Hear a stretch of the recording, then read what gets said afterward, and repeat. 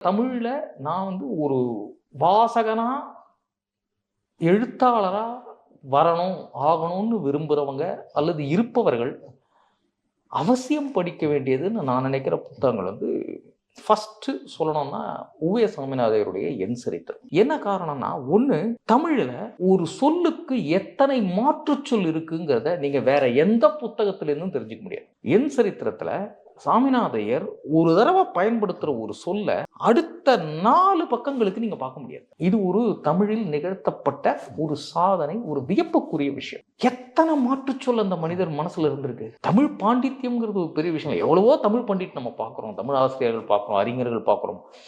மொழியில ஒரு ஆளுமை, மகத்தான ஆளுமை உருவாக்குறதுக்கு நீங்க அந்த ஒரு வெறி, ஆசையெல்லாம் கிடையாது, ஒரு வெறி வேணும். அந்த வெறி வேணும்னா நீங்க முதல்ல என் சரித்திரம் படிக்கணும். அந்த மொத்த புஸ்தகத்துல ஒரு ஜாலி கிடையாது, ரொமான்ஸ் கிடையாது, த்ரில் கிடையாது, சஸ்பென்ஸ் கிடையாது.